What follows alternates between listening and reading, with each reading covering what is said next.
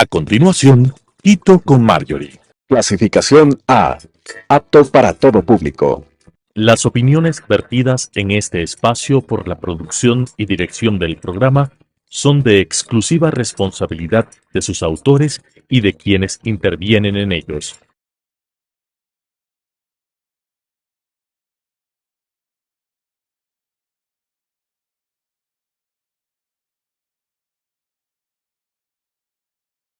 Quito con Marjorie. Hoy tenemos el honor de conversar con Santiago Basabe Serrano, destacado politólogo y académico ecuatoriano, quien nos presenta su más reciente obra, La corrupción judicial en el mundo, diagnóstico, evolución y salidas, Ecuador, Senegal y Madagascar en perspectiva comparada. Este libro no solo analiza un fenómeno tan complejo como la corrupción judicial, sino también nos invita a reflexionar sobre sus causas, consecuencias y posibles soluciones. En su investigación, el autor aborda con gran rigor casos de 3 realidades distintas, Ecuador, Senegal y Madagascar, evidenciando cómo la debilidad institucional, la influencia política y la falta de independencia judicial afecta a la administración de justicia en cada uno de los países. Pero más allá del diagnóstico, Santiago propone caminos viables para enfrentar este desafío, destacando la necesidad de reformas estructurales, el fortalecimiento de la independencia judicial y el papel crucial de la sociedad civil. Hoy conversaremos sobre los hallazgos más relevantes de este trabajo, lo que esto significa para el futuro del sistema judicial en el Ecuador y sobre sus propuestas, por supuesto, lo que podría cambiar nuestro rumbo. Bienvenido, Santiago, es un placer tenerte en este espacio. Muchas gracias, Marjorie. Saludos a la teleaudiencia. Gracias, Santiago. Quería comenzar hablando por los ejes en cómo está expuesto el libro. Entonces empezamos por un diagnóstico, luego las causas, luego la parte comparativa y las recomendaciones. Cuando hablamos del diagnóstico del problema y se expone a la corrupción judicial de estas 3 naciones, ¿cuáles son los indicadores claves que se analizaron? A ver, el libro, como efectivamente dices, tiene 3 partes. En la primera parte se hace un análisis de la corrupción alrededor del mundo y ahí se toma en cuenta prácticamente todos los países en los continentes, ¿no? Son más de 100 países, 120 países más o menos. Y se observa cuál ha sido la evolución de la corrupción judicial en la última década, prácticamente en todo el mundo. Hay muy pocos países que están fuera del estudio. Y el primer hallazgo importante ahí es que en general los países que han tenido bajos niveles de corrupción judicial siguen manteniéndose en ese nivel, es decir, son países estables en ese sentido, y que hay otros que teniendo altos niveles de corrupción también se mantienen en ese lugar. Ecuador es uno de ellos, lo cual da cuenta de una primera conclusión, y es que al menos durante la última década respecto a la corrupción judicial no hay mayores cambios, desafortunadamente, sobre todo desafortunadamente para el caso de países con altos niveles de corrupción judicial, en el que está incluido el caso ecuatoriano. Este es un trabajo más de estadísticas, es una estadística descriptiva a partir de encuestas de opinión pública de diferentes organizaciones académicas, otras del tercer sector, encargadas de hacer este monitoreo anualmente. Luego, en la segunda parte, hay un estudio ya del caso ecuatoriano específicamente, es un estudio de caso en profundidad. Allí hay alrededor de 120 entrevistas en profundidad realizadas a jueces, a fiscales, policías, abogados de libre ejercicio profesional, peritos que intervienen en el Poder Judicial. Y la tercera parte es una comparación entre los casos de Senegal y Madagascar, que en principio son muy lejanos a nosotros en varios aspectos, pero lo interesante fue que yo pude identificar que estos 2 países eran útiles para el análisis, porque hace una década tenían niveles similares de corrupción judicial, que era una corrupción judicial importante, y emprendieron reformas los 2 países. Senegal mejoró mucho, es decir, aumentó la transparencia, mientras que Madagascar ocurrió lo contrario, la corrupción fue en aumento. Y ahí la idea era identificar cuáles razones explicaban por qué Madagascar fue exitoso en la lucha a la corrupción judicial y por qué Madagascar no lo fue. Esa es la tercera parte, y hacia el final hay una serie de conclusiones y sobre todo de posibles insumos de cara a reformas para el Poder Judicial ecuatoriano, en este caso, que como he dicho, es de los que se ha mantenido durante estos 10 años con niveles importantes de corrupción judicial.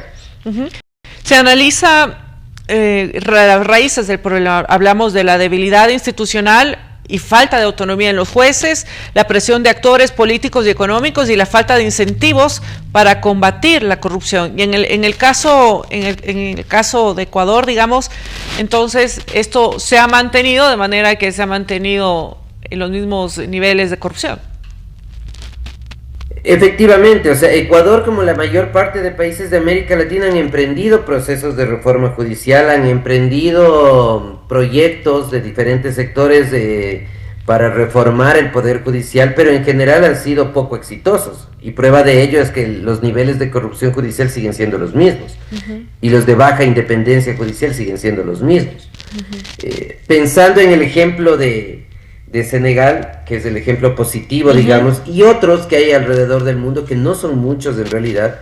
El de Guatemala con la comisión del CICIG hace poco es uno de ellos. Una de las claves, no digo que es el único elemento, pero sí un elemento clave, es la generación de comisiones, tanto de reforma judicial en general como de control de la corrupción judicial, pero que básicamente estén orientadas y gobernadas por organismos internacionales, las Naciones Unidas fundamentalmente, con cooperación de expertos internacionales y expertos locales. Ese es el punto clave que permitió el descenso de la corrupción en Senegal. Pasó algo parecido en Guatemala, y es exactamente lo que en el Ecuador no se ha hecho, ¿no? Cada gobierno en el Ecuador hace comisiones de control de la corrupción o se hacen reformas judiciales, pero los integrantes de las comisiones son las personas que pertenecen o tienen una relación cercana con quien se va a controlar, ¿no? Gente de la Fiscalía para controlar a la Fiscalía, gente del Poder Judicial para controlar a los jueces, gente de la Policía para controlar a la Policía, o del Ejecutivo y Legislativo para estas funciones del Estado. Entonces, claro, el efecto que tienes es que al final no pasa nada. Y la estadística da cuenta de eso, que el país, los niveles de corrupción han variado muy, muy poco, y seguimos como hace una década o un poco más, que es lo lamentable. ¿Y qué lecciones entonces tenemos que aprender en este caso, de los mecanismos institucionales que ya nos mencionaste, que tuvieron éxito en Senegal? Pero si lo aterrizamos y lo tropicalizamos a Ecuador, entonces, ¿qué podemos hacer para fortalecer la independencia judicial? O sea, hay un tema de fondo para reducir la corrupción judicial y la independencia, que son temas distintos, pero en algún modo relacionados, y es que el punto de partida es una decisión de los actores políticos. Tiene que haber un acuerdo de actores políticos. Mientras eso no suceda, no va a pasar nada. O sea, mientras no haya ese punto de partida, que es el punto de partida de Senegal, que es el punto de partida de Guatemala, en su momento, no ahora, no hay posibilidad de cambio. Y ahí, observando la realidad del país, la coyuntura del país del corto plazo y del mediano plazo, yo veo poco probable que ese tipo de acuerdos existan entre los actores políticos, ¿no? De decir, vamos a mejorar el Poder Judicial, vamos a tornarlo más autónomo, y en el caso de este libro vamos a tornarlo más transparente. Entonces, es un escenario muy complicado, con pocas salidas positivas a futuro. Ojalá esto pueda cambiar, pero al menos en el corto plazo yo veo poco probable que eso suceda. Hablamos de la creación de contrapesos institucionales que garanticen la rendición de cuentas. Tenemos ciertos contrapesos, pero evidentemente no son suficientes. El problema de los contrapesos es que para que esa idea encaje en la realidad se necesita tener 3 poderes del Estado: ejecutivo, legislativo y judicial, como tiene el 90% de las democracias del mundo. No es el caso de Ecuador. Ecuador no tiene 3 poderes del Estado, tiene 5. Eso dice la Constitución de Montecristi. Entonces, con 5 poderes del Estado, la idea del control y de los contrapesos se diluye. No puede darse. Es una cuestión básica de cómo nos podemos poner de acuerdo entre 3, pero entre 5 ya se complica demasiado. Entonces, el país tiene problemas estructurales que no tienen que ver solamente, como me refería antes, con los acuerdos de las personas, de la gente que está haciendo la vida política, sino que hay un problema muy serio también de las reglas de juego, ¿no? Las reglas como están dispuestas en la Constitución y en la legislación secundaria, no incentivan a que estos contrapesos, estos frenos y contrapesos, como se conoce en la democracia republicana moderna, puedan tener vigencia. Entonces hay muchas cosas que el país tiene que ajustar, hay muchas tuercas que hay que ajustar al mismo tiempo, y eso requiere de voluntad política, y como decía hace un momento, y tengo serias dudas de que eso exista ahora mismo. Hablamos también de la aplicación, bueno, de la aplicación de experiencias exitosas, pero involucrando a la sociedad civil, espacios de vigilancia ciudadana. ¿Cómo va a tener validez o cómo puede ser efectivo pues esto si no tenemos lo primero que hablábamos, que era la voluntad política y toda la reforma institucional? Sí, claro, ahí las cosas se ponen cuesta arriba, ¿no? O sea, sin esa voluntad política inicial se ponen cuesta arriba, hay que buscar opciones alternativas a esta. Y ahí eventualmente una opción es la opinión pública, pero fundamentalmente la asociación ciudadana, cívica, expresada en diferentes formas, ¿no? En fundaciones, en corporaciones, en observatorios, por supuesto en la universidad, en los gremios. Es un trabajo más complicado hacerlo con un aditamento, ¿no? Que complica aún más, y es que el país tradicionalmente no ha sido un país donde la gente se asocia, se vincula alrededor de estas distintas formas de organización social que he mencionado, ¿no? El gremio, el grupo de estudiantes, los profesionales, etcétera. No somos un país con esa tradición. Entonces esta debilidad, ya que es más social, es más estructural, vinculada con esta dificultad de acuerdos entre los actores políticos, torna un escenario difícil, un escenario no imposible evidentemente, pero sí un escenario difícil para conseguir que la corrupción judicial en alguna medida descienda de los niveles alarmantes que ahora mismo tiene.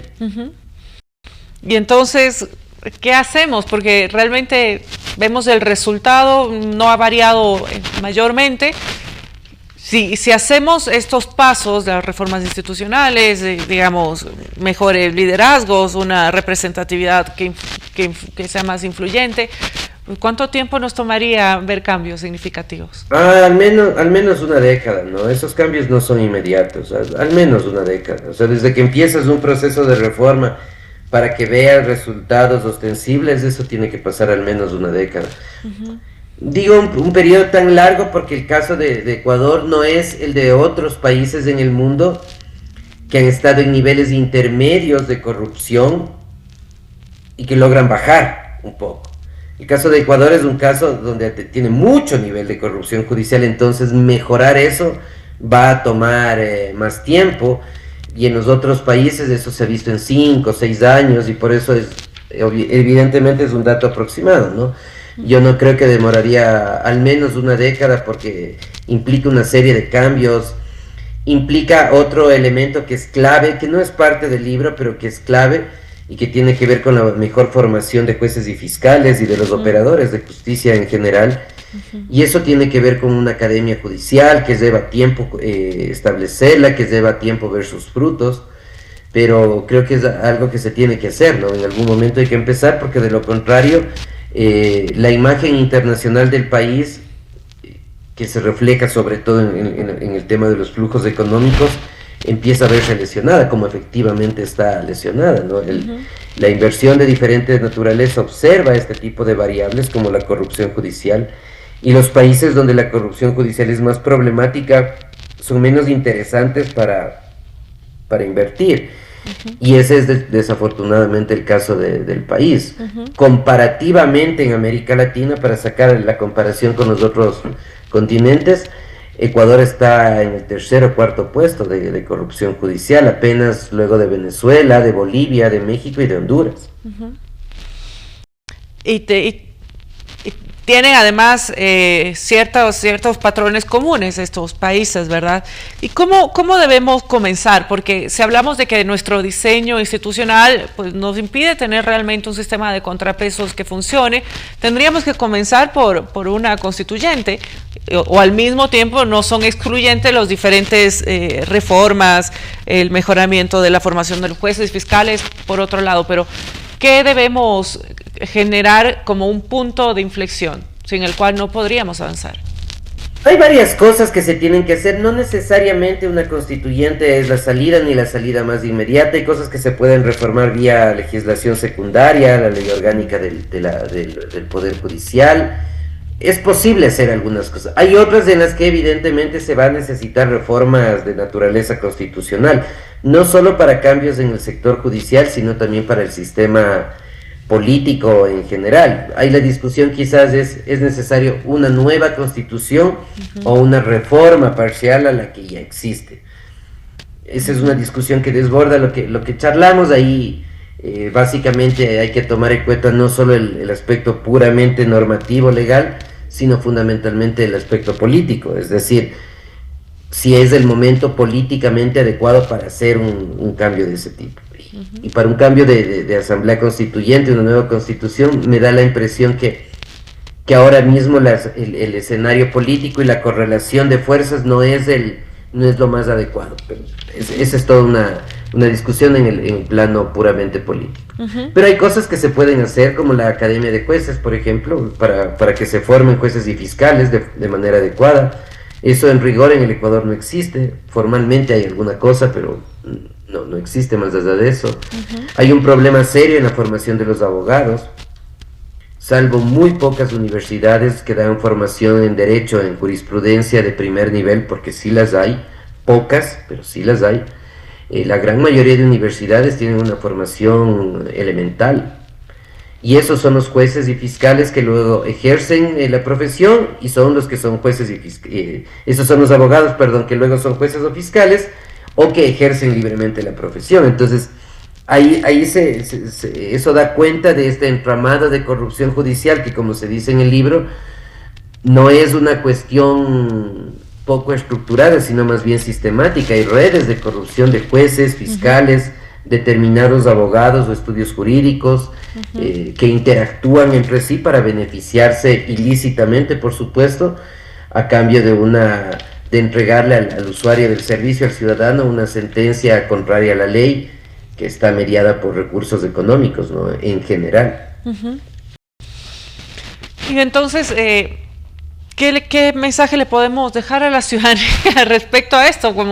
Como ciudadanos, ¿qué opciones tenemos? Más allá de entender que todas estas son herramientas y que deberíamos analizar el comportamiento social que hay detrás de las herramientas y que debemos trabajar en el capital social, en el capital humano para tener mejoras a largo plazo, pero en nuestro día a día, ¿cómo podemos ir generando un aporte positivo a esto? Yo creo que el primer paso en ese aspecto del libro es poner en evidencia lo que quizás todo el mundo sabe.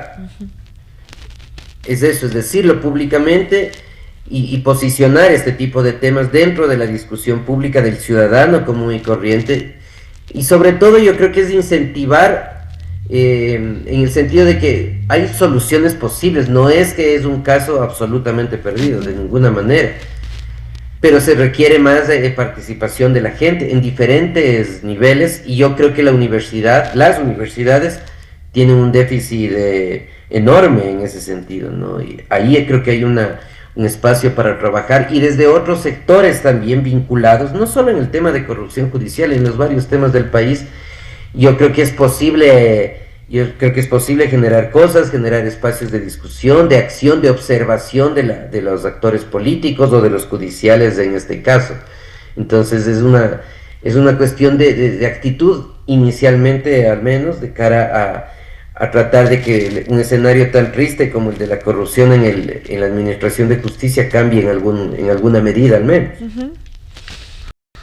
Santiago, aprovechando que está acompañándonos y que es el último programa del año, quisiera que nos dé un comentario sobre lo que ha sido el 2024, en su nivel de análisis y cuál podría ser la perspectiva para el próximo año. Ha sido un año difícil en el plano económico, con muchos altibajos, con cuestiones que uno podría calificar de positivas, por ejemplo la relación con los organismos multilaterales de crédito, con el FMI. Es una relación que las tensiones han bajado, hay un buen ambiente, de hecho van a haber posteriores desembolsos, pero hay otros sectores de la economía que tienen complicaciones muy serias, ¿no? El empleo no tiene una reactivación, más bien tiene índices que van a la baja. El país va a terminar el año sin crecimiento económico y eso es un tema difícil. En el plano político las tensiones se han mantenido sin que lleguen a niveles de la época del presidente Lasso, por ejemplo, o en algún momento de la presidencia del expresidente Moreno. Noboa, más allá de su falta de conocimiento sobre la realidad política, de la falta de experiencia política, ha sabido sobrellevar capear el escenario político. Empezó con 80% más o menos del año, y ahora termina con una aceptación de su gobierno no electoral de cerca del 50%, de acuerdo a las últimas encuestas. No me refiero a la electoral es un poco menos, es alrededor de 32%. Entonces ha sido, insisto, un año difícil, a lo cual tienes que sumar eventos que no estaban planificados, ¿no? que eran exógenos al desempeño político o económico, como los cortes de luz, por supuesto, que eso alteraron totalmente, y con algo que atraviesa todo el tema económico, político, social, que es la inseguridad, que es uno de los grandes males que tenemos, y que ojalá en el corto plazo podamos tener algún nivel de salida. Entonces ha sido un año complicado, que hacia finales del año parece que en algo va a solventarse por el tema energético fundamentalmente. El tema económico se va a mantener con dificultades, y ese es parte de la gran discusión que tendrán los presidenciables, ¿no? En la cortísima campaña formal que van a tener a partir del mes de enero. Tenemos una campaña que comienza en enero, termina el 9 de febrero, y claro, se han diluido los temas electoralmente. Entonces, ¿qué decisiones o cómo tiene que ser un ciudadano normal, digamos, que vive la política desde su día a día, qué debe hacer para tomar una buena decisión ahora, Santiago?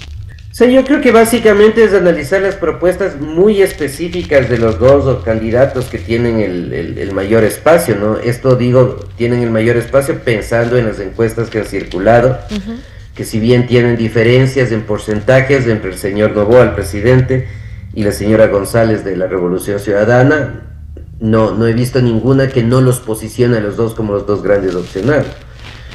Y ahí hay un ejercicio de la población, ¿no? De los gobiernos de la Revolución Ciudadana se tiene experiencia, fueron 10 años, la gente deberá valorar cuánto le gustó o cuánto le disgustó ese gobierno. Y lo de Noboa es lo que hemos visto, ¿no? Alrededor de un año de gobierno. Al menos en ese sentido yo creo que la gente tiene un poquito más de claridad. Piensa sobre todo en la segunda vuelta. En la primera hay una opción más amplia, pero en la segunda vuelta yo creo que la gente conoce medianamente cómo fue un gobierno de la Revolución Ciudadana, y conoce limitadamente, evidentemente muy limitadamente, lo que es el gobierno de Noboa y lo que eventualmente podría ser en el futuro. Entonces yo creo que hay que asumir que la responsabilidad también es nuestra, porque de nuestro voto, el que llega al Palacio de Gobierno o a la Asamblea llegan por votos, no llegan por otra forma. Y la idea es asumir que la política no solo nos debe importar, sino que nos afecta, y nos afecta en lo cotidiano. Así no hagamos vida política, en el día a día observamos los resultados de la vida política, y en este caso de la vida electoral. Muchas gracias, Santiago, por acompañarnos del día de hoy. Gracias por su tiempo y por su generosidad intelectual. Amigas y amigos, espero que este programa haya sido de su interés.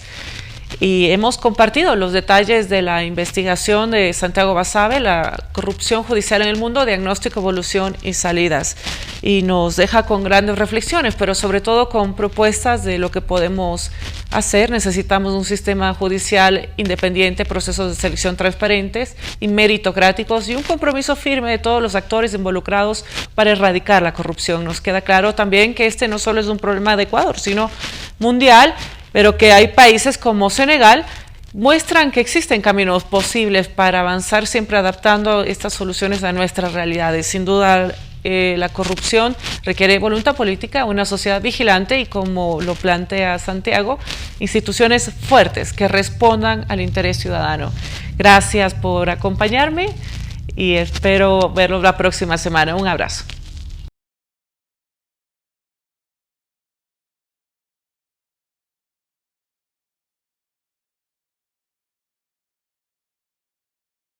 Quito con Marjorie. Las opiniones vertidas en este espacio por la producción y dirección del programa son de exclusiva responsabilidad de sus autores y de quienes intervienen en ellos.